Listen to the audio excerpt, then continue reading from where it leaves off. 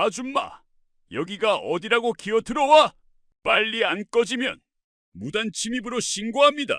민간인을 향해 거칠게 소리치던 병장. 하지만 그 아줌마가 낡은 점퍼를 벗는 순간 그의 얼굴은 새하얗게 질렸습니다. 과연 그녀의 정체는 무엇이었을까요? 지금부터 연천 최전방 부대에서 벌어진 충격적인 실화를 들려드리겠습니다. 영상 보시기 전에 구독과 좋아요 한번 눌러주시면 세상 사연에 큰 힘이 됩니다.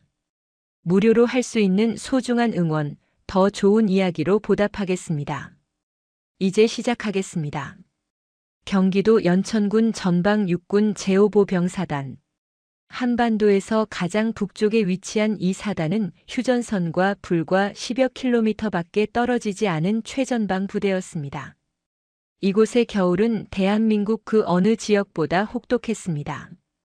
영하 20도를 넘나드는 강추위는 병사들의 뼛속까지 파고들었고 매서운 북풍은 얼굴에 닿는 순간 피부를 베는 듯한 고통을 안겨주었습니다. 이날도 어김없이 눈발이 휘날리고 있었습니다.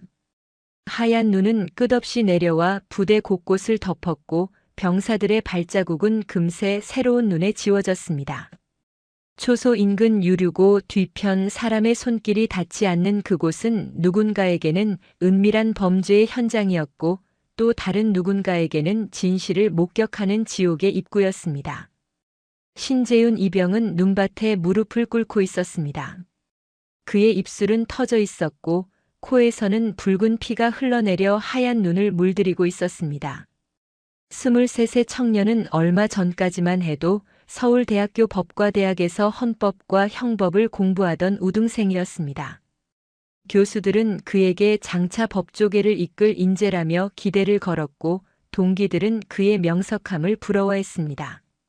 하지만 신재윤은 학업을 중단하고 자원입대를 선택했습니다. 그의 선택에는 명확한 이유가 있었습니다. 병역 특례나 장교 임관의 길도 있었지만 그는 일반 사병으로 입대하기를 원했습니다. 법을 공부하는 사람으로서 이 나라의 가장 밑바닥 현실을 직접 경험해야 한다고 믿었기 때문입니다. 아버지는 그런 아들을 만류했지만 어머니 한혜주는 묵묵히 아들의 결정을 지켜봤습니다. 그녀는 누구보다 군대라는 조직의 실체를 잘 알고 있었고 그렇기에 아들이 무엇을 마주하게 될지도 예상하고 있었습니다. 입대 후 석 달이 흐른 지금 신재윤은 자신의 선택을 후회하고 있었습니다. 아니, 정확히 말하자면 후회가 아니라 배신감이었습니다. 그가 상상했던 군대는 규율과 명예가 살아있는 곳이었습니다. 하지만 현실은 달랐습니다. 이곳은 계급장의 개수가 곧 권력이었고 주먹과 폭력이 질서를 대신하는 야만의 공간이었습니다. 특히 수색대대 소속의 서태준 병장은 신재윤에게 있어 악몽 그 자체였습니다. 28살의 서태준은 전역을 불과 2달 앞둔 고참 병장이었습니다. 그는 신재윤이 입대하던 날부터 유독 그를 눈여겨봤습니다. 명문대 출신이라는 것, 법대생이라는 것, 무엇보다 자원입대를 했다는 사실이 서태준의 열등감을 자극했습니다. 서태준은 고등학교도 겨우 졸업한 학력이었습니다. 사회에서 변변한 일자리를 구하지 못해 군대에서라도 무언가를 증명하고 싶었던 그는 신재윤 같은 존재가 눈에 가시였습니다. 그래서 그는 신재윤을 집중적으로 괴롭혔습니다. 사소한 실수도 용납하지 않았고 이유 없는 기합과 폭력을 일삼았습니다. 오늘도 마찬가지였습니다. 서태준은 신재윤이 당직 근무 중 초소 정리를 제대로 하지 않았다는 이유로 그를 유류고 뒤편으로 끌고 왔습니다. 물론 거짓이었습니다. 신재윤은 누구보다 성실하게 임무를 수행했습니다. 하지만 서태준에게 이유 따위는 중요하지 않았습니다. 그저 때릴 구실만 있으면 충분했습니다. 너 같은 서울대학교 법대 출신들은 매가약이야. 서태준의 목소리는 낮고 차가웠습니다. 그는 신재윤의 복부를 군화발로 짓눌렀습니다. 신재윤의 입에서 신음이 새어나왔지만 그는 애써 소리를 삼켰습니다. 비명을 지르는 순간 더 큰 폭력이 돌아온다는 것을 이미 배웠기 때문입니다. 똑똑한 척하지 말고 기어봐. 여기선 내 학벌 따위 아무 쓸모 없어. 이 병장님 앞에선 그냥 벌레야 벌레. 서태준은 비릿한 미소를 지으며 다시 한번 발을 올려놓았습니다. 신재윤의 얼굴이 눈밭에 처박혔습니다. 차갑고 딱딱한 눈이 그의 뺨을 때렸고 입안으로 흙과 피가 섞인 눈이 들어왔습니다.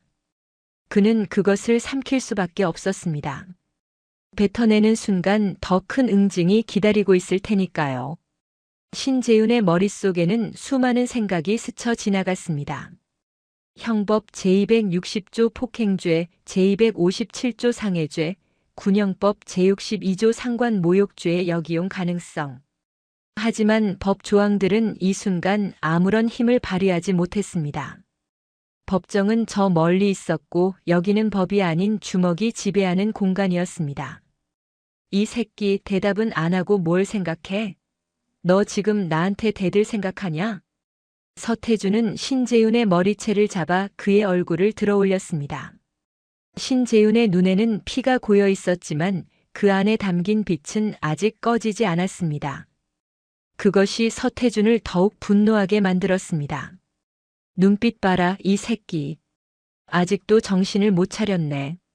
서태준이 다시 주먹을 휘두르려는 순간 멀리서 누군가의 발소리가 들려왔습니다. 아니, 정확히는 발소리라기보다 눈을 밟는 소리였습니다. 서태준은 동작을 멈추고 주변을 살폈습니다. 그의 눈에 한 사람의 그림자가 들어왔습니다. 초소 인근 유류고 외곽 철조망 너머 민간인 출입이 통제된 그곳에 누군가 서 있었습니다. 낡은 등산복 차림에 얼굴을 깊게 가린 중년 여성이었습니다. 눈발 때문에 얼굴은 정확히 보이지 않았지만 그 여성의 실루엣은 뚜렷했습니다. 키는 평균보다 약간 작았고 체격은 날씬했습니다. 언뜻 보기에는 산책을 나온 평범한 중년 여성처럼 보였습니다. 하지만 그 여성의 눈빛은 평범하지 않았습니다. 눈발을 뚫고 이곳을 응시하는 그 시선에는 섬뜩한 무언가가 담겨 있었습니다. 차갑고 날카롭고 무엇보다 분노로 가득한 눈빛이었습니다.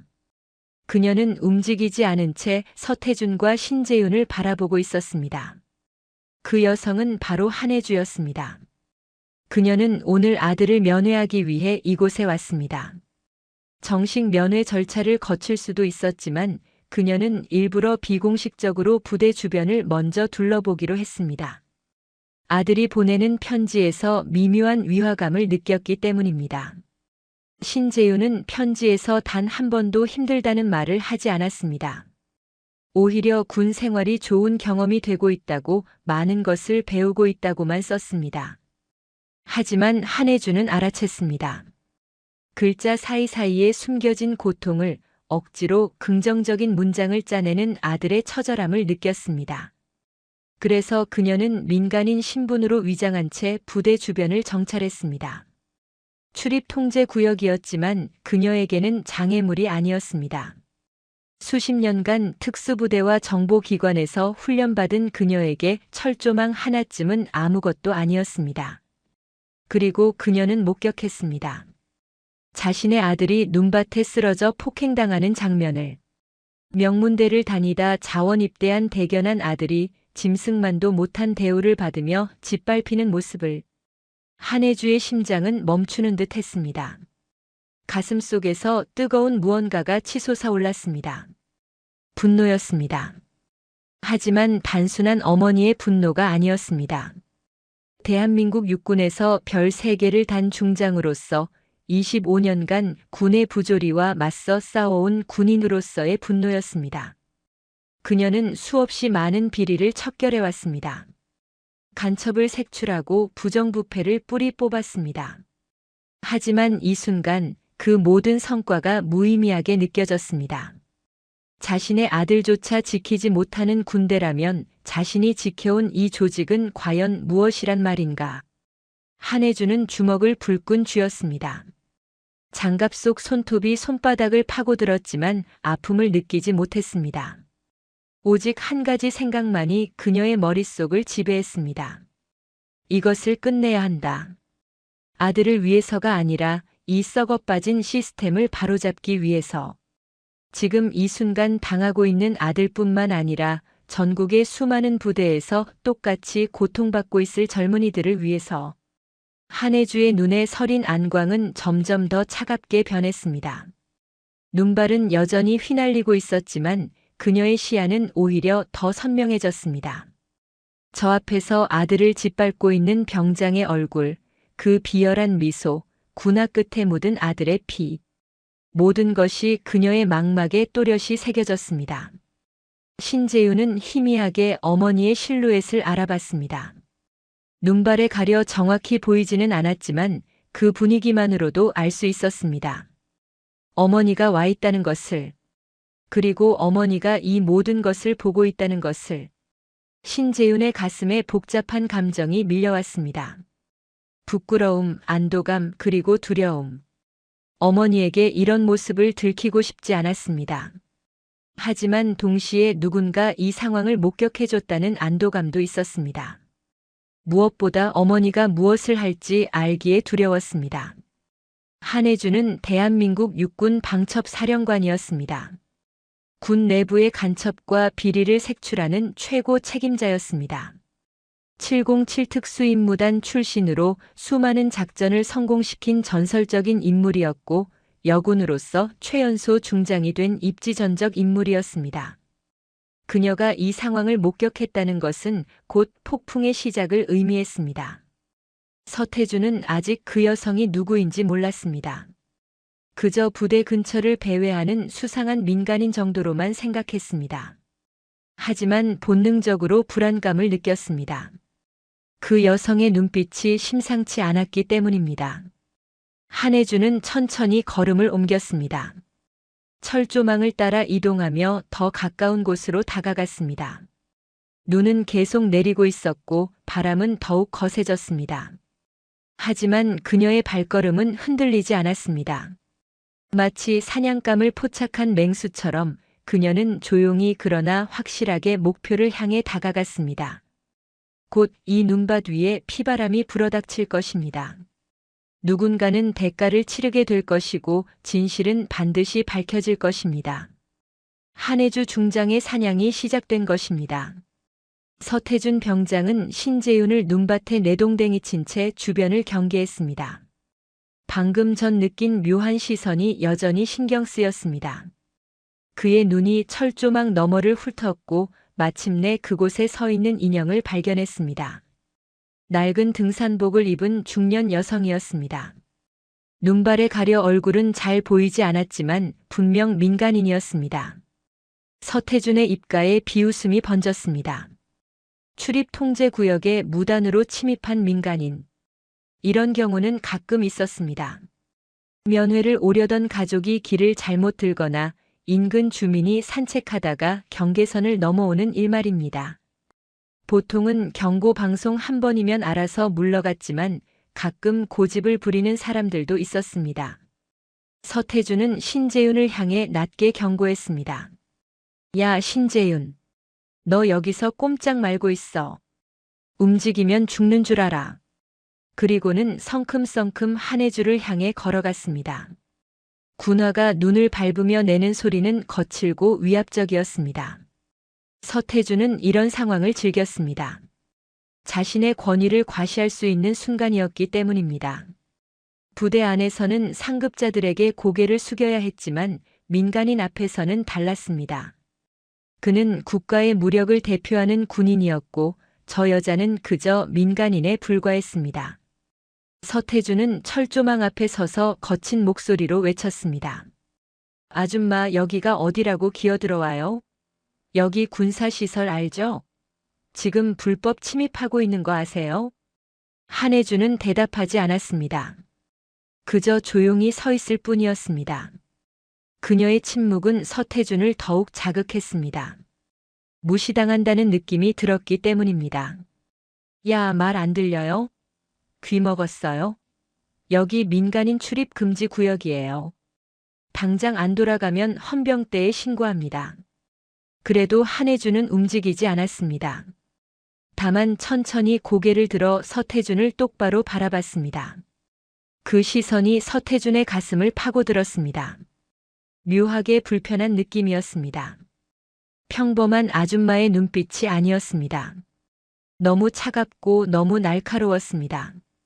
하지만 서태준은 그 불안감을 무시했습니다. 자신이 겁먹을 이유가 없다고 생각했습니다. 그는 한 걸음 더 다가가며 말했습니다. 아줌마, 혹시 잡상인이에요? 요즘 부대 근처에서 장사하려고 기어들어오는 사람들 많던데. 아니면 뭐 아들 면회 온 거예요? 그러면 정문으로 가서 절차 밟아야죠. 이렇게 담 넘어오면 어떡해요? 한혜주는 여전히 침묵했습니다. 그녀의 눈은 이제 서태준이 아닌 그 뒤편 눈밭에 쓰러진 신재윤을 향하고 있었습니다. 그녀의 아들. 피를 흘리며 눈 위에 무릎 꿇은 그 모습이 그녀의 심장을 찢고 있었습니다.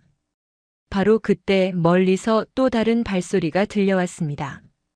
행보관 오상식 상사였습니다. 48살의 오상식은 이 부대에서 15년째 근무 중인 고참 부사관이었습니다.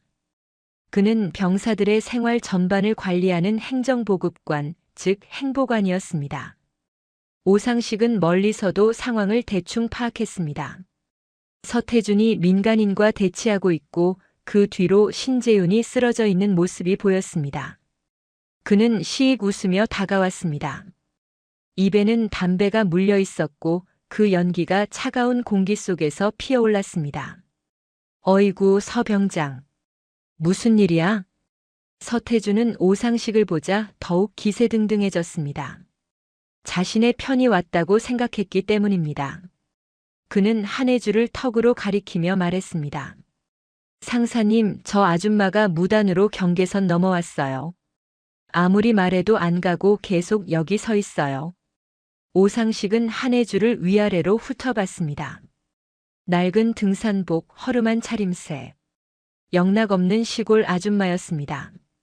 그는 코웃음을 쳤습니다. 요즘은 부모들이 극성이라니까. 아들 군 생활 궁금하다고 이렇게까지 하나. 오상식은 담배 연기를 한혜주를 향해 내뿜으며 말했습니다. 그의 태도는 서태준보다 더 거만했습니다. 15년간 이 부대에서 근무하며 쌓아온 자신감이었습니다. 이 지역에서 그는 나름의 실력자였습니다. 지역 상인들과 연줄이 있었고 부대 내 많은 간부들과도 친분이 있었습니다.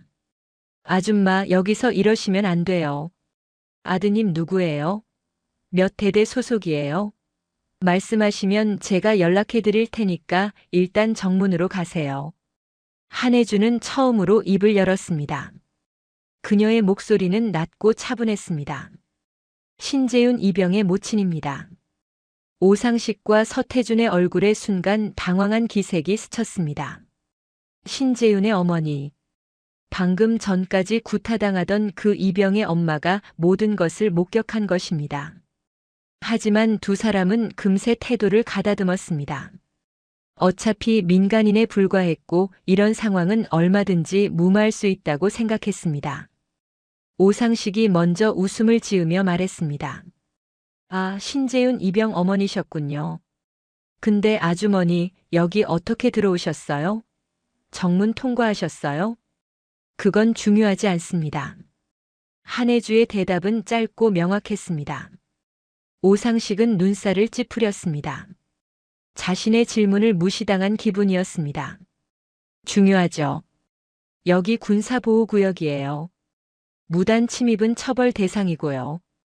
그리고 아주머니, 지금 아드님이 훈육받고 있던 중이었어요. 군대에서는 이런 일이 있을 수 있죠. 훈육이라고 하셨습니까? 한혜주의 목소리에 미묘한 변화가 생겼습니다. 여전히 차분했지만 그 안에 날카로운 무언가가 섞여 있었습니다. 오상식은 그것을 감지하지 못했습니다. 그렇죠. 군대는 원래 좀 센 편이에요. 요즘 신세대 애들이 약해서 그렇지 우리 때는 이것보다 더했어요. 아주머니도 아시잖아요. 아들 잘 되라고 하는 거예요.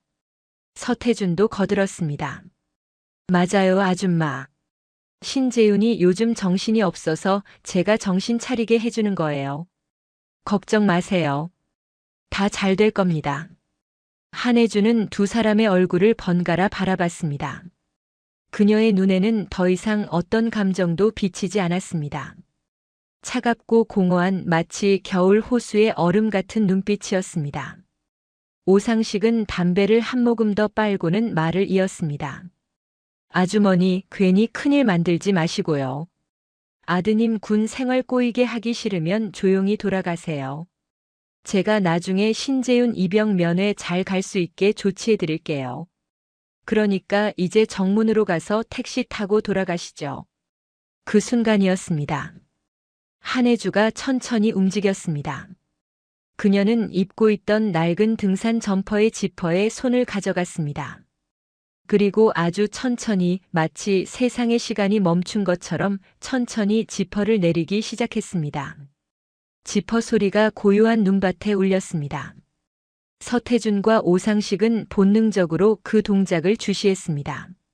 무언가 이상하다는 느낌이 들었지만 정확히 무엇이 잘못됐는지 알 수 없었습니다. 점퍼가 벌어졌습니다. 그 안에서 녹색의 정복이 드러났습니다. 깔끔하게 다려진 군복, 정갈하게 정리된 리본, 그리고 어깨의 견장. 그곳에는 은색 별이 빛나고 있었습니다. 하나가 아니었습니다. 두 개도 아니었습니다. 정확히 세 개의 별이 일렬로 박혀 있었습니다.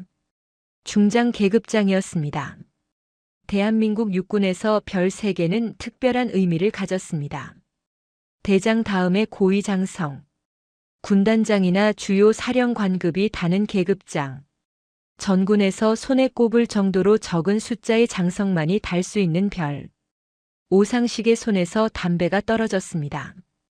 담배는 눈 위에 떨어져 연기를 내며 꺼졌습니다. 서태준의 입이 벌어졌고 그의 얼굴에서 혈색이 빠져나갔습니다. 한혜주는 점퍼를 완전히 벗어 눈 위에 던졌습니다. 그녀의 정복이 완전히 드러났습니다. 가슴의 명찰에는 이름이 또렷하게 새겨져 있었습니다. 한혜주. 그리고 그 옆에 표식. 방첩사령부. 대한민국 육군 방첩사령관 한혜주 중장입니다. 그녀의 목소리는 이제 완전히 달라져 있었습니다. 더 이상 평범한 어머니의 목소리가 아니었습니다. 수천의 부하를 거느리고 군의 최고 기밀을 다루며 간첩과 반역자들을 색출해온 군 최고위 지휘관의 목소리였습니다. 오상식의 다리가 후들거렸습니다. 방첩사령관. 그 이름만으로도 군 내부에서는 공포의 대상이었습니다. 방첩사령부는 군 내부의 간첩과 비리를 전담하는 조직이었습니다. 그들의 손에 걸리면 계급과 직책을 막론하고 단죄를 받았습니다. 장군도 영관급 장교도 방첩사의 조사를 받으면 끝이었습니다. 더욱이 한혜주는 그 중에서도 특히 유명한 인물이었습니다. 707 특수임무단 출신. 대테러 작전과 첩보 임무를 수행하던 특수부대에서 여성으로서 모든 과정을 완수한 전설적인 군인. 20대의 중위로 임관에 불과 25년 만에 중장까지 오른 최연소 여군 장성. 그녀는 군 내부에서 가장 무서운 칼날이라고 불렸습니다. 일단 그녀가 표적으로 삼으면 반드시 뿌리까지 뽑아냈습니다. 온정이나 타협 같은 것은 없었습니다. 오직 규정과 법 그리고 정의만이 있을 뿐이었습니다. 서태준은 자신의 다리가 떨리는 것을 느꼈습니다. 방금 전까지 자신이 구타하던 그 이병이, 그 명문대생이 바로 이 괴물 같은 중장의 아들이었다는 사실이 믿기지 않았습니다. 오상식은 입술을 떨며 경례를 시도했습니다. 그의 손은 제대로 올라가지 않았습니다. 공포에 질린 그의 목소리가 겨우 새어나왔습니다. 충성. 방첩사령관님, 저는 몰랐습니다. 정말 몰랐습니다. 한혜주는 경례를 받지 않았습니다. 그저 차갑게 두 사람을 내려다볼 뿐이었습니다. 그녀의 눈빛은 판결을 내리는 판사의 눈빛이었습니다. 이미 유죄가 확정된 피고인을 바라보는 시선이었습니다. 당신들이 몰랐건 알았건 상관없습니다. 내 눈으로 확인했습니다. 폭행, 가혹행위, 그리고 그것을 묵인하고 방조한 당신의 직무유기까지. 오상식은 변명하려 했지만 목소리가 나오지 않았습니다. 서태준은 그 자리에 서 있는 것조차 버거웠습니다. 그의 무릎이 눈 위에 꺾였습니다. 주변에서 이 광경을 목격한 다른 병사들이 웅성거리기 시작했습니다. 누군가 뛰어가며 간부들에게 급히 보고하는 소리가 들렸습니다. 중장이 나타났다는 소식은 부대 전체를 순식간에 휩쓸었습니다. 한혜주는 천천히 철조망을 넘었습니다. 훈련받은 움직임으로 그녀는 순식간에 경계선을 통과했습니다. 그리고 아들 신재윤에게 다가갔습니다. 신재윤은 어머니를 올려다봤습니다. 그의 눈에는 눈물과 피가 섞여 있었습니다. 한혜주는 무릎을 꿇고 아들의 얼굴을 닦아줬습니다. 재윤아, 어머니, 많이 아프지? 신재윤은 고개를 저었습니다. 하지만 그의 몸은 떨리고 있었습니다. 한혜주는 아들을 꼭 안았습니다. 한순간 그녀는 사령관이 아닌 그저 어머니였습니다. 하지만 그 순간은 길지 않았습니다. 한혜주는 다시 일어섰습니다. 그녀의 얼굴에서 모든 감정이 지워졌습니다. 이제 그녀는 다시 방첩 사령관이었습니다. 그녀는 서태준과 오상식을 향해 돌아섰습니다. 이제부터 당신들은 방첩 사령부의 조사를 받게 될 것입니다. 그리고 이것은 시작에 불과합니다. 한혜주 중장의 사냥이 본격적으로 시작된 것입니다. 한혜주 중장은 떨고 있는 아들 신재윤의 입술을 천천히 닦아주었습니다. 그녀의 손은 부드러웠지만 눈빛은 얼음보다 차가웠습니다. 아들의 피가 묻은 손수건을 주머니에 넣은 그녀는 천천히 일어나 주변을 둘러봤습니다. 유류고 뒤편의 눈밭. 발자국과 피로 얼룩진 이곳은 단순한 구타 현장이 아니었습니다. 이것은 대한민국 육군의 썩은 단면이었고 조직 전체에 만연한 부패의 증거였습니다. 한혜주는 이 순간을 오래전부터 기다려왔습니다. 아니, 정확히는 두려워했던 것일지도 모릅니다. 25년간 군에서 근무하며 그녀는 수많은 비리를 척결해왔습니다. 장성급 장교의 뇌물수수, 군납비리, 기밀 유출, 심지어 간첩까지. 하지만 가혹행위와 폭력은 언제나 가장 뿌리 깊은 문제였습니다. 그것은 단순히 법을 어기는 범죄가 아니라 군의 문화 자체에 배어든 독이었습니다. 그리고 이제 그 독이 자신의 아들을 삼키고 있었습니다. 한혜주는 차가운 목소리로 말했습니다. 내가 오늘 본 것은 단순한 구타가 아닙니다. 이것은 대한민국 육군의 썩은 뿌리입니다. 그녀는 정복 주머니에서 위성 전화를 꺼냈습니다. 방첩 사령관이 사용하는 특수 암호화 통신 장비였습니다. 그녀가 번호를 누르자 신호음이 2번 울렸고 곧바로 연결되었습니다. 방첩 사령부 작전 통제실입니다. 나 한혜주다. 지금 즉시 기동 타격대 1개 분대를 경기도 연천군 5사단으로 급파하라. 헬기 2대 준비하고 법무관 1명 동승시켜라. 긴급 체포영장 발부 가능한 판사도 대기시켜라. 전화기 너머에서 잠시 침묵이 흘렀습니다. 방첩 사령부 작전 통제실장은 즉시 상황을 이해했습니다. 사령관님, 표적은 누구입니까? 일단 수색대대 전체를 봉쇄한다. 상세한 내용은 내가 도착해서 브리핑하겠다. 지금부터 30분 안에 현장에 도착해라. 충성. 즉시 출동하겠습니다. 한혜주는 전화를 끊고 다시 한번 주변을 살폈습니다. 벌써 소문이 퍼진 듯 멀리서 여러 명의 간부들이 달려오고 있었습니다. 대대장, 연대 작전 참모, 심지어 사단 참모부의 고위 장교들까지. 중장이 나타났다는 소식에 부대 전체가 발칵 뒤집힌 것입니다. 가장 먼저 도착한 사람은 수색 대대장 강철구 중령이었습니다. 46살의 강철구는 육군사관학교 45기 출신이었습니다.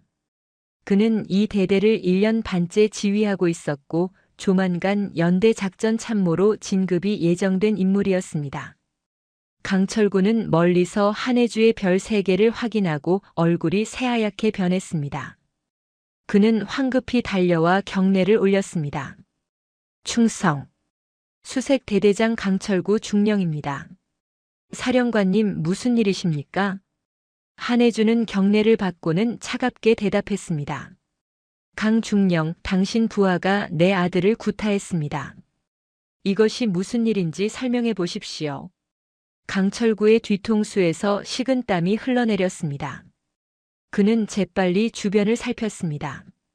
눈밭에 쓰러진 신재윤, 멀찌감치 떨고 있는 서태준과 오상식. 상황은 최악이었습니다. 사령관님, 제가 몰랐습니다.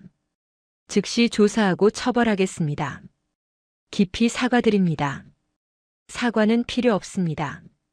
조사는 방첩사령부가 진행할 것입니다. 그 순간 멀리서 헬기 소리가 들려왔습니다. 2대의 UH-60 블랙호크가 눈보라를 헤치고 다가오고 있었습니다. 방첩사령부에 기동 타격되었습니다. 한해주가 전화를 끊은 지 불과 15분 만이었습니다. 헬기는 부대 운동장에 착륙했습니다. 기동 타격대원들이 완전 무장을 한 채 뛰어내렸습니다. 그들은 모두 방첩사령부 소속의 정예 요원들이었습니다. 검은색 전투복에 완장을 두른 그들의 모습은 여느 헌병대와는 달랐습니다. 강철구는 헬기에서 내리는 요원들을 보며 다리가 후들거렸습니다. 방첩사의 기동 타격대가 출동했다는 것은 단순한 사건이 아니라는 의미였습니다. 이것은 조직적 비리에 대한 전면적 수사의 시작이었습니다. 하지만 진짜 악몽은 지금부터였습니다. 첫 번째 헬기에 이어 2번째 헬기가 착륙했습니다. 그곳에서 내린 사람은 방첩사령부 요원이 아니었습니다. 별 2개가 달린 견장. 사단장 유승철 소장이었습니다. 유승철 소장은 54살로 육군사관학교 40기 출신이었습니다. 그는 사단장으로 부임한 지 6개월밖에 되지 않았습니다. 이번이 그의 첫 번째 사단장 보직이었고 성공적으로 임무를 마치면 군단 참모장으로 진급할 예정이었습니다. 하지만 지금 그의 얼굴에는 공포만이 가득했습니다. 유승철은 서울 국방부에서 긴급 소집 명령을 받았습니다. 방첩사령관이 자신의 사단에 나타났고 중대한 사건이 발생했다는 통보였습니다. 그는 사단 작전 참모와 군수 참모를 대동하고 헬기를 타고 왔습니다. 유승철은 헬기에서 내리자마자 한해주를 발견했습니다. 그는 달려가 경례를 올렸습니다. 아니, 경례라기보다는 애원에 가까웠습니다. 충성. 5사단장 유승철 소장입니다. 사령관님, 대체 무슨 일이십니까? 한해주는 유승철을 차갑게 내려다봤습니다. 사단장과 방첩사령관. 계급은 소장과 중장으로 한 단계 차이였지만 실질적인 권한의 차이는 하늘과 땅 차이였습니다. 방첩사령관은 군 전체의 기강과 보안을 책임지는 직책이었고 대장급 인사들도 조사할 수 있는 권한을 가지고 있었습니다. 유 소장, 당신 부대에서 가혹행위가 발생했습니다. 그것도 방첩사령관의 아들에게. 유승철의 얼굴에서 핏기가 완전히 사라졌습니다. 그는 무릎이 꺾이듯 앞으로 숙였습니다. 사령관님, 정말 몰랐습니다. 저는 전혀 보고받지 못했습니다. 오해이십니다. 철저히 교육하겠습니다. 책임지고 처리하겠습니다. 오해가 아닙니다. 나는 내 눈으로 직접 목격했습니다. 한해주는 더 이상 대화할 의사가 없다는 듯 유승철을 지나쳐 걸어갔습니다. 그녀의 목적지는 수색대대 본부 건물이었습니다. 방첩사 요원들이 그녀를 호위하며 함께 이동했습니다. 강철구 중령은 급히 앞장서며 말했습니다. 사령관님, 대대장실로 안내하겠습니다. 안내는 필요 없습니다. 당신은 지금부터 피조사자입니다.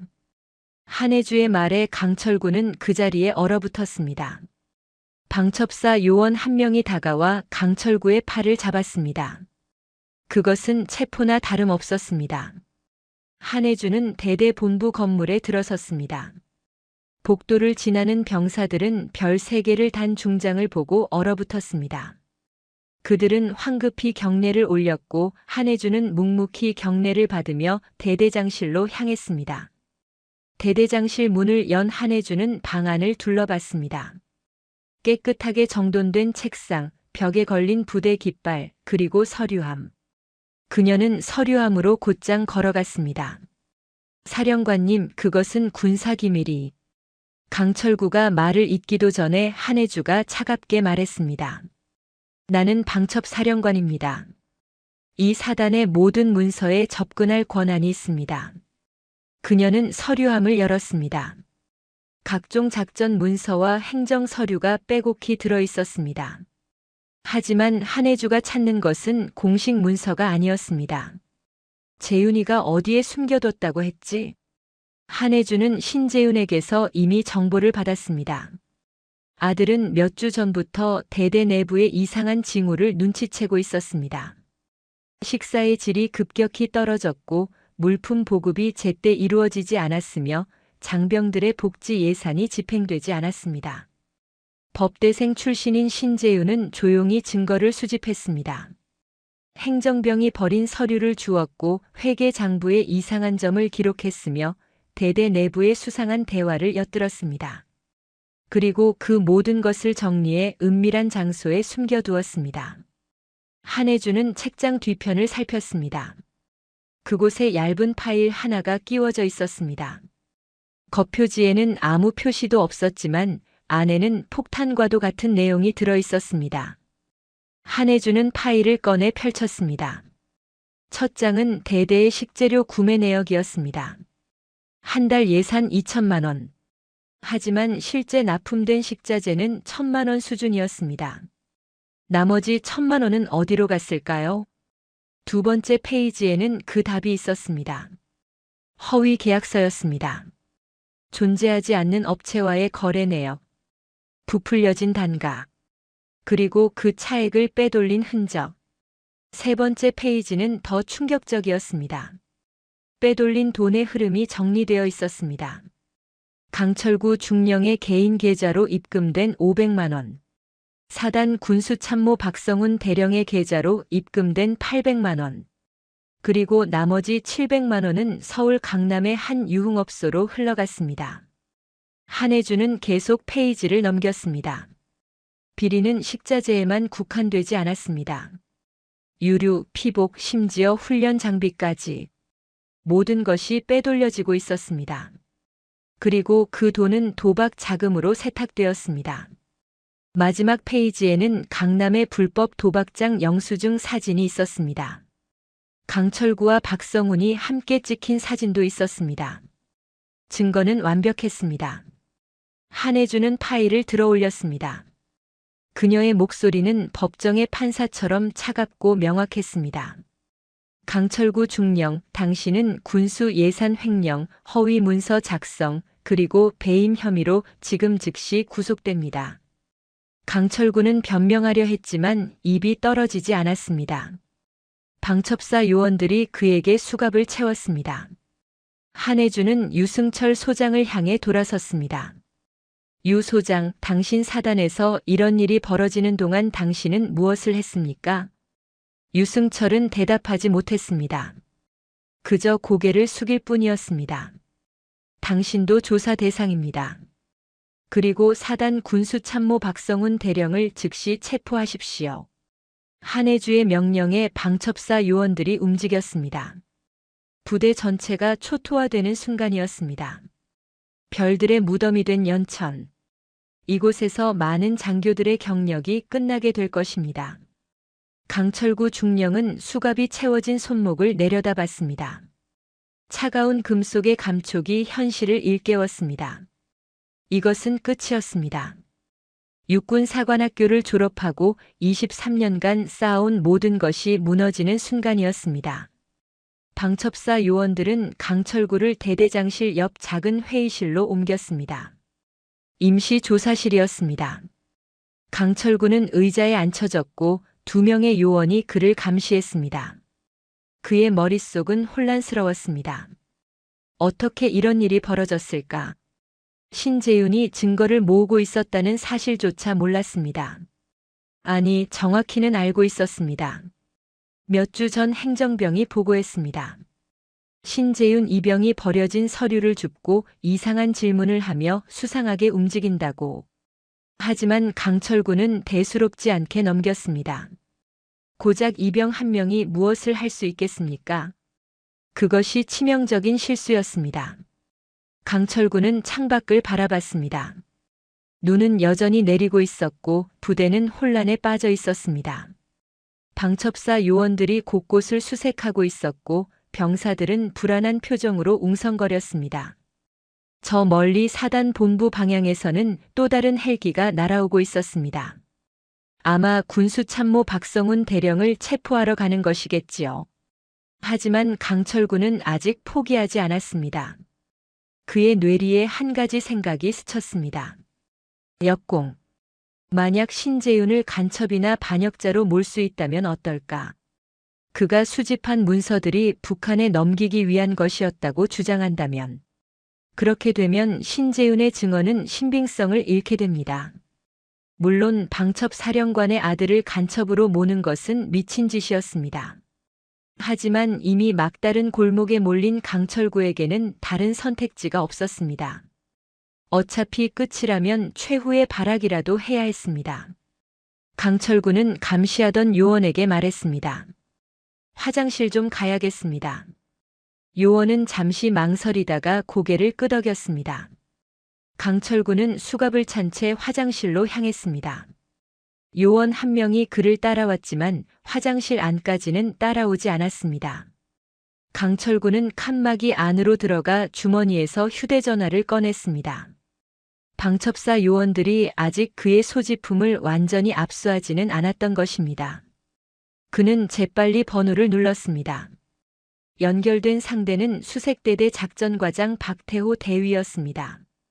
34살의 박태호는 강철구의 가장 충실한 부하였습니다. 그는 강철구의 비리에 직접 가담하지는 않았지만 그 사실을 알고도 묵인했습니다. 강철구에게 빚을 진 박태호는 무엇이든 명령을 따를 준비가 되어 있었습니다. 대위님, 나야. 지금 즉시 신재윤 이병의 관물대를 열어. 전화 너머에서 박태호의 당황한 목소리가 들려왔습니다. 대대장님, 지금 무슨 일이십니까? 부대가 발칵 뒤집혔는데. 설명할 시간 없어. 지금 당장 신재윤 관물대에 이것을 넣어야 해. 내 책상 서랍 맨 아래에 빨간 봉투가 있어. 거기 작전 문서가 들어있어. 대대장님, 그게 무슨... 박대위, 내 말 안 들으면 우리 둘 다 끝이야. 나뿐만 아니라 당신도 연루되어 있다는 거 알지? 당신이 서명한 물품 불출 서류들 전부 증거로 잡힐 거야. 박태호는 침묵했습니다. 강철구의 말이 맞았습니다. 그는 직접 횡령에 가담하지는 않았지만 서류 작업에는 관여했습니다. 만약 방첩사가 철저히 조사한다면 그 역시 공범으로 처벌받을 수 있었습니다. 대대장님, 하지만 그 문서가 뭡니까? 작전계획 5027 문서야. 1급 비밀 딱지 붙은 거. 그걸 신재윤 관물대에 넣고 즉시 신고해. 신재윤이 비밀 문서를 불법으로 보관하고 있었다고. 그러면 최소한 그의 증언 신빙성은 떨어뜨릴 수 있어. 박태호는 망설였습니다. 이것은 명백한 증거 조작이었습니다. 만약 들키면 그 역시 중형을 면치 못할 것입니다. 하지만 강철구의 압박은 거셌습니다. 박대위, 이미 늦었어. 선택할 시간 없어. 우리는 같은 배를 탄 거야. 내가 무너지면 당신도 같이 무너져. 박태호는 결국 고개를 끄덕였습니다. 알겠습니다, 대대장님. 지금 바로 하겠습니다. 강철구는 전화를 끊고 화장실에서 나왔습니다. 그의 얼굴에는 묘한 미소가 떠올랐습니다. 아직 끝나지 않았습니다. 최소한 반격의 여지는 만들었습니다. 한편 병사 생활관에서 박태호 대위는 긴장된 표정으로 움직이고 있었습니다. 그는 대대장실로 달려가 책상 서랍을 뒤졌습니다. 맨 아래에서 빨간 봉투를 발견했습니다. 안에는 작전 계획 5027이라는 제목의 문서가 들어 있었습니다. 실제 작전 문서는 아니었습니다. 강철구가 몇 달 전 만들어둔 가짜 문서였습니다. 만약을 대비해 준비해둔 것이었지요. 박태호는 그 문서를 들고 병사 생활관으로 향했습니다. 신재윤의 관물대는 구석에 있었습니다. 다행히 주변에 사람이 많지 않았습니다. 방첩사의 수색이 아직 이곳까지 미치지 않았기 때문입니다.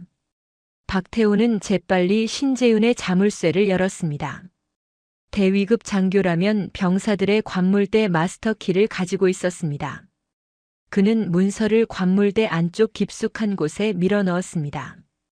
그리고 다시 자물쇠를 채웠습니다. 하지만 박태호는 미처 깨닫지 못했습니다. 생활관 구석에서 한 병사가 이 모든 광경을 지켜보고 있었다는 것을. 그 병사는 바로 서태준이었습니다. 서태준은 몇 시간 전 한혜주 중장에게 들킨 이후 생활관에 돌아와 있었습니다. 그는 공포에 떨고 있었습니다. 방첩사령관. 그것도 자신이 구타한 병사의 어머니. 그는 이제 끝났다고 생각했습니다. 하지만 서태준에게는 아직 한 가지 남은 것이 있었습니다. 양심이었습니다. 아니, 정확히는 죄책감이었습니다. 신재윤을 그토록 괴롭혔던 자신의 행동이 이제야 후회로 밀려왔습니다. 만약 그가 그렇게 하지 않았더라면, 만약 그가 신재윤을 보호해줬더라면, 이런 일은 벌어지지 않았을 것입니다. 서태준은 박태호 대위가 무언가를 몰래 관물대에 넣는 것을 똑똑히 봤습니다. 그리고 본능적으로 알아챘습니다. 이것은 조작이라는 것을, 신재윤을 함정에 빠뜨리려는 시도라는 것을. 서태준은 박태호가 생활관을 나가자 신재윤의 관물대로 다가갔습니다. 그는 마스터 키는 없었지만 관물대 자물쇠를 따는 방법을 알고 있었습니다. 오랜 군 생활에서 터득한 기술이었습니다. 그는 조심스럽게 자물쇠를 열고 안을 살폈습니다. 맨 안쪽에서 빨간 봉투를 발견했습니다. 그는 그것을 꺼내 확인했습니다. 작전 계획 5027. 1급 비밀 도장이 찍혀 있었습니다. 서태준은 망설였습니다. 이것을 어떻게 해야 할까? 그대로 두면 신재윤은 간첩으로 몰릴 것입니다. 하지만 이것을 꺼내면 자신이 또 다른 범죄에 가담하는 것이 될까요? 바로 그때 생활관 문이 열렸습니다. 신재윤이 들어왔습니다. 그는 방금 의무대에서 치료를 받고 돌아온 참이었습니다. 얼굴의 상처는 소독되었고 깨끗한 붕대가 감겨 있었습니다. 신재윤은 서태준을 보고 얼어붙었습니다. 자신을 구타했던 그 병장. 하지만 서태준의 표정은 이전과 달랐습니다. 두려움과 죄책감이 뒤섞인 얼굴이었습니다. 서태준은 손에 들고 있던 빨간 봉투를 신재윤에게 내밀었습니다. 이거, 박대위가 내 관물대에 넣었어. 신재윤은 봉투를 받아 내용을 확인했습니다. 그의 얼굴이 굳어졌습니다. 작전 계획서. 이것은 명백한 조작이었습니다. 왜 이걸 내게 주는 거야? 서태준은 고개를 숙였습니다. 미안하다. 내가 너무 지나쳤어. 내가 방첩사령관의 아들인 줄은 정말 몰랐어. 하지만 그게 중요한 게 아니야. 내가 누구든 나는 너를 그렇게 대하면 안 됐어. 신재윤은 서태준을 바라봤습니다. 이것은 진심처럼 들렸습니다. 서 병장, 내가 필요한 건 사과가 아니야. 지금 이 상황을 빠져나갈 방법이 필요해. 내가 도와줄게. 뭐가 필요해? 신재윤의 머릿속이 빠르게 돌아갔습니다. 어머니 한혜주는 707 특수임무단 출신이었습니다. 그녀는 아들에게 어렸을 때부터 생존 기술을 가르쳤습니다. 적진에서 탈출하는 법, 정보를 전달하는 법, 그리고 함정을 역이용하는 법. 지금이 바로 그 기술을 사용할 때였습니다. 서 병장, 나는 지금 유치장에 갇히기 직전이야. 박 대위가 이 문서를 발견했다고 신고할 거고 나는 간첩 혐의로 조사받게 될 거야. 그럼 어떻게? 방첩사에 신고해. 아니, 더 높은 곳에. 사단장에게 직접 전화해. 서태준은 놀란 표정을 지었습니다. 사단장? 내가 어떻게 사단장한테 전화를 해? 방법이 있어. 사단장실 직통번호 알지? 긴급 상황에는 누구나 걸 수 있어. 내가 시키는 대로만 해. 지금 대대장이 증거를 인멸하고 있다고 말해. 그리고 나를 간첩으로 조작하려 한다고. 신재윤은 서태준에게 자세한 지시를 내렸습니다. 서태준은 고개를 끄덕이며 모든 것을 기억했습니다. 그리고 생활관을 빠져나가 가장 가까운 공중전화로 달려갔습니다. 전화벨이 울렸습니다. 사단장실의 당직 참모가 받았습니다. 5사단 당직실입니다. 긴급입니다. 사단장님과 통화해야 합니다. 지금 사단장님은 수색대대에서 증거인멸이 진행되고 있습니다. 신재윤 이병을 간첩으로 조작하려 합니다. 방첩사령관님의 아들입니다. 당직 참모의 목소리가 급박해졌습니다. 잠시만 기다리십시오. 곧 유승철 소장이 전화를 받았습니다. 그의 목소리는 긴장되어 있었습니다. 나 유승철 소장이다. 지금 무슨 일인가? 서태준은 신재윤이 일러준 대로 또박또박 말했습니다. 사단장님, 지금 수색대대장 강철구 중령이 증거를 인멸하고 있습니다. 그리고 신재윤 이병의 관물대에 조작된 비밀 문서를 심었습니다. 신재윤 이병을 간첩으로 몰아 방첩사의 조사를 방해하려는 것입니다. 유승철의 숨소리가 거칠어졌습니다. 자네는 누구인가?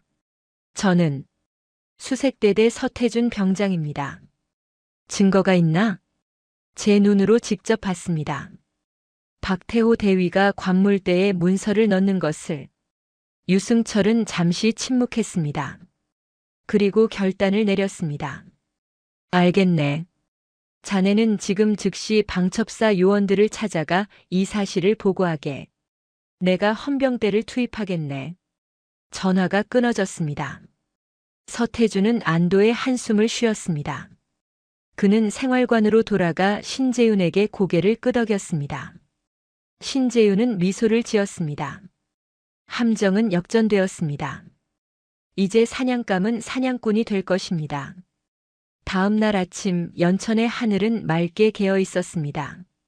어제의 눈보라가 거짓말처럼 사라지고 부대 전체는 새하얀 눈으로 뒤덮여 있었습니다. 하지만 그 고요함 속에 폭풍이 몰아치고 있었습니다. 새벽 6시 방첩사령부의 대규모 수사팀이 5사단 수색대대에 도착했습니다.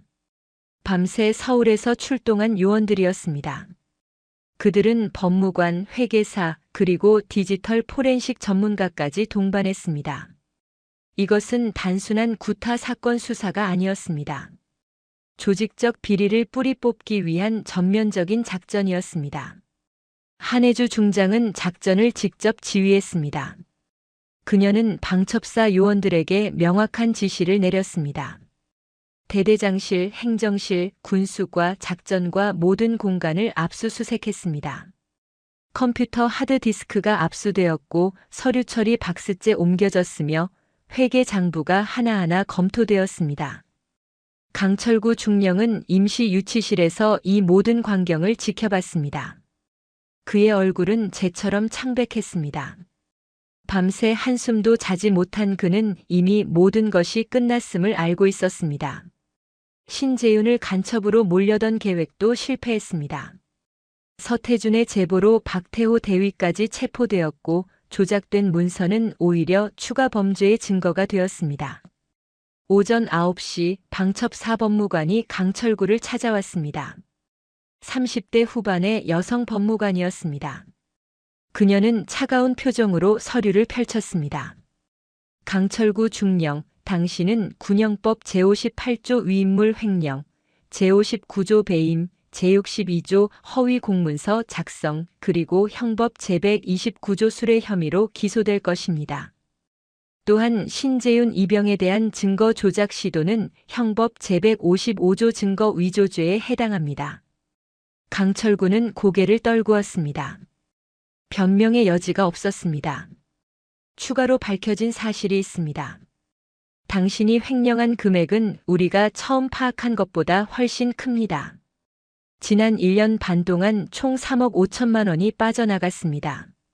식자재, 유류, 피복뿐만 아니라 훈련 예산까지 모두 당신의 손을 거쳐 사라졌습니다.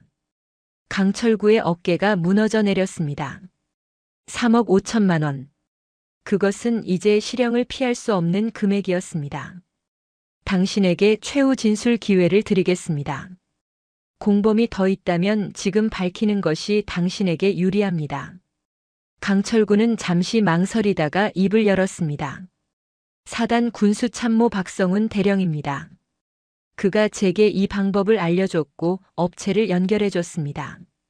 우리는 돈을 반반씩 나눴습니다. 법무관은 고개를 끄덕이며 기록했습니다. 박성훈 대령은 이미 체포되어 조사를 받고 있었습니다. 강철구의 진술은 그에 대한 추가 증거가 될 것입니다.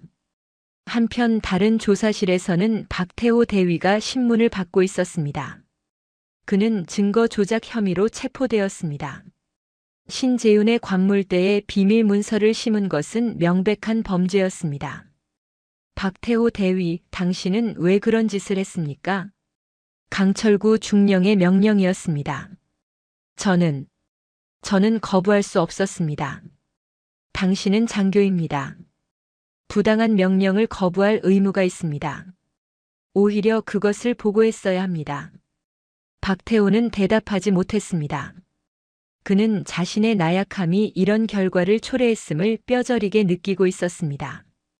당신에게는 증거 위조 및 직권 남용 혐의가 적용됩니다.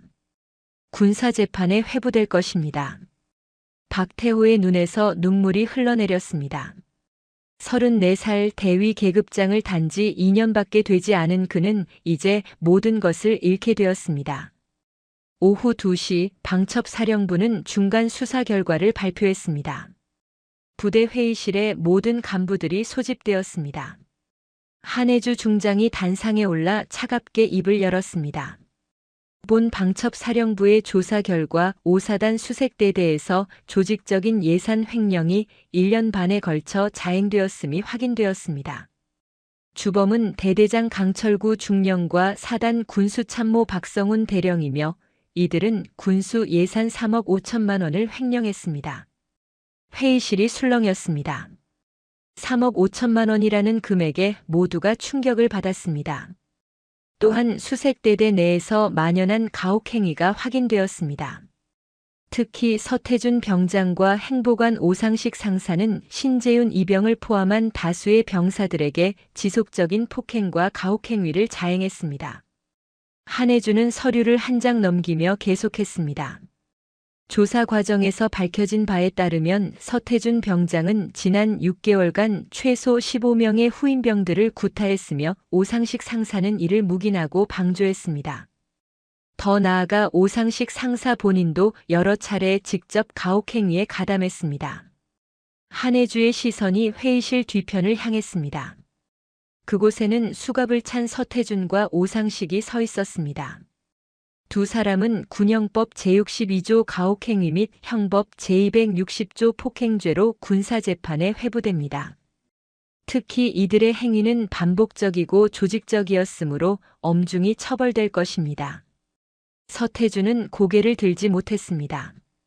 그는 신재윤을 도왔지만 그것이 자신의 과거 범죄를 지울 수는 없었습니다. 그는 자신이 저지른 모든 일에 대해 책임을 져야 했습니다. 오상식 상사는 얼굴이 붉어진 채 고개를 숙이고 있었습니다. 15년간 쌓아온 군 경력이 하루아침에 무너졌습니다. 그는 이제 군복을 벗고 감옥으로 가게 될 것입니다. 이번 사건은 단순히 개인의 일탈이 아닙니다. 이것은 우리 군 조직 전체가 안고 있는 구조적 문제입니다. 한혜주의 목소리가 높아졌습니다. 가혹행위는 전통이 아닙니다. 그것은 범죄입니다. 예산 횡령은 절약이 아닙니다. 그것은 도둑질입니다. 그리고 이런 범죄를 묵인하고 방조하는 것은 공범이 되는 것입니다. 회의실이 숙연해졌습니다. 모든 간부들이 고개를 숙였습니다. 본 사령관은 이번 사건을 계기로 전군에 걸친 대대적인 감찰을 실시할 것입니다. 더 이상 이런 일이 반복되지 않도록 제도를 정비하고 처벌을 강화할 것입니다. 회의가 끝난 후 한혜주는 잠시 혼자 남았습니다. 그녀는 창밖을 바라봤습니다. 눈 덮인 부대 운동장에서 병사들이 훈련을 하고 있었습니다. 젊은 청년들이 땀을 흘리며 구보를 하는 모습이 보였습니다. 그녀의 아들 신재윤도 저 속에 있을 것입니다. 한혜주는 아들을 만나러 갔습니다. 신재윤은 생활관에서 쉬고 있었습니다. 얼굴의 상처는 많이 나아졌지만 아직 붕대가 남아 있었습니다. 한혜주가 들어서자 신재윤은 벌떡 일어나 경례를 올렸습니다. 어머니, 재윤아 앉아라. 한혜주는 아들 옆에 앉았습니다. 잠시 침묵이 흘렀습니다. 어머니와 아들, 중장과 이병, 두 사람 사이에는 복잡한 감정이 흐르고 있었습니다. 재윤아, 나는 내가 후방으로 가기를 바란다. 방첩사령부 산하부대로 보직을 변경해 줄 수 있어. 거기서 안전하게 군 생활을 마칠 수 있어. 신재윤은 고개를 저었습니다. 어머니, 저는 여기 남겠습니다. 재윤아, 여기는 너를 괴롭혔던 곳이야. 더 이상 이곳에 있을 이유가 없어. 아닙니다, 어머니. 오히려 더 있어야 할 이유가 생겼습니다. 신재윤은 창밖을 바라봤습니다. 저는 이번 일을 겪으며 많은 것을 배웠습니다. 법조문은 책에만 있는 것이 아니라는 것을, 정의는 법정에서만 실현되는 것이 아니라는 것을, 그리고 가장 중요한 것은 부당한 권력에 맞서는 것이 얼마나 어렵고 중요한지를 깨달았습니다. 한혜주는 아들의 눈을 바라봤습니다. 그 눈에는 이전과 다른 빛이 있었습니다. 더 이상 순진한 청년의 눈이 아니었습니다. 고통을 겪고 그것을 이겨낸 사람의 눈이었습니다. 어머니, 어머니께서 25년간 이 길을 걸어오셨잖아요. 군의 부조리와 싸우시고 비리를 척결하시고 약한 사람들을 지키셨잖아요. 저도 그렇게 하고 싶습니다. 재윤아, 하지만 제가 서울대 법대에 간 이유가 뭐였을까요? 돈을 많이 벌기 위해서였나요? 아닙니다. 정의를 실현하기 위해서였습니다. 그리고 이곳이야말로 제가 정의를 배울 수 있는 가장 좋은 학교입니다. 신재윤은 일어서서 어머니를 마주봤습니다. 저는 여기서 동료들과 함께 끝까지 임무를 완수하겠습니다. 부당한 권력에 맞서는 법을 배웠으니 이제는 약한 전우들을 지키는 방패가 되겠습니다. 그것이 제가 이곳에서 배운 가장 큰 교훈입니다. 한혜주의 눈가에 미세한 떨림이 있었습니다. 그녀는 아들이 얼마나 성장했는지 느낄 수 있었습니다. 더 이상 지켜줘야 할 아이가 아니라 함께 싸울 동료가 된 것입니다. 알겠다, 재윤아. 내 뜻대로 하거라. 하지만 명심해라. 진짜 강한 사람은 주먹이 센 사람이 아니라 올바름을 지키는 사람이다. 명심하겠습니다, 어머니. 그날 저녁 한혜주는 부대를 떠나기 전 마지막으로 연천의 철책선을 찾았습니다. 신재윤도 함께였습니다. 어머니와 아들은 북한과 마주한 최전방 철책선 앞에 나란히 섰습니다. 해가 지고 있었습니다. 붉은 노을이 하얀 눈밭을 물들였고 철책선 너머로 북한의 산맥이 실루엣으로 보였습니다. 바람이 불어왔지만 두 사람은 꼿꼿이 서 있었습니다. 한혜주 중장은 먼저 경례를 올렸습니다. 방첩 사령관으로서가 아니라 이 나라를 지키는 군인으로서의 경례였습니다. 그것은 25년간 지켜온 신념에 대한 경례였고 앞으로도 지켜나갈 책임에 대한 다짐이었습니다. 신재윤 이병도 경례를 올렸습니다. 떨리는 손이었지만 그 손은 확고했습니다. 그것은 고통을 이겨낸 자의 경례였고 새로운 각오를 다지는 경례였습니다. 그는 이제 단순히 명령을 따르는 병사가 아니었습니다. 정의를 실천하는 군인이었습니다. 중장 어머니와 이병 아들. 별 3개와 계급장도 없는 이병복. 하지만 그 순간만큼은 두 사람은 동등했습니다. 같은 신념을 가진 같은 길을 걷는 동지였습니다. 노을은 점점 짙어졌고 어둠이 연천을 덮어갔습니다. 하지만 철책선 앞에 선 두 사람의 모습은 결코 어둡지 않았습니다. 그들은 빛이었습니다. 부조리와 부패를 밝히는 빛이었고 약한 자들을 지키는 빛이었습니다. 한혜주는 아들의 어깨를 가볍게 두드렸습니다. 재윤아, 힘들면 언제든 연락해라. 예, 어머니. 그리고 감사합니다. 뭐가? 제게 이 길을 보여주셔서요. 정의가 무엇인지 용기가 무엇인지 알려주셔서요. 한혜주는 미소를 지었습니다. 그것은 이번 사건 이후 처음 짓는 진심 어린 미소였습니다. 너야말로 나에게 용기를 줬다. 아직 이 세상에는 희망이 있다는 것을 보여줬어. 두 사람은 마지막으로 한 번 더 경례를 주고받았습니다. 그리고 한혜주는 돌아섰습니다. 그녀의 발걸음은 무거웠지만 마음은 가벼웠습니다. 아들이 올바른 길을 선택했다는 확신이 있었기 때문입니다. 신재윤은 어머니의 뒷모습을 바라봤습니다. 헬기가 어둠 속에서 떠올랐고 곧 서울을 향해 날아갔습니다. 신재윤은 다시 철책선을 향해 돌아섰습니다. 그의 앞에는 긴 겨울이 기다리고 있었습니다. 춥고 험난한 나날이 계속될 것입니다.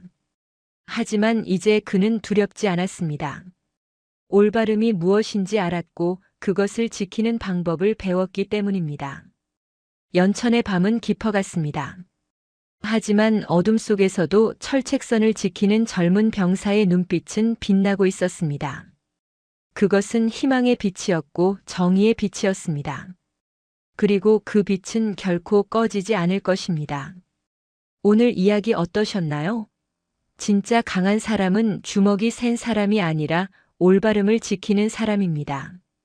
부당함 앞에서 침묵하는 것은 공범이 되는 것이고 용기 있게 목소리를 내는 것이야말로 진정한 힘입니다. 여러분이 있는 그곳에서도 작은 정의를 실천하시길 바랍니다. 오늘도 제 이야기를 들어주셔서 감사합니다. 다음 이야기로 다시 찾아뵙겠습니다. 영상이 재미있으셨다면 구독과 좋아요, 댓글까지 부탁드리고 오늘도 건강하고 행복한 하루 되시길 바랍니다.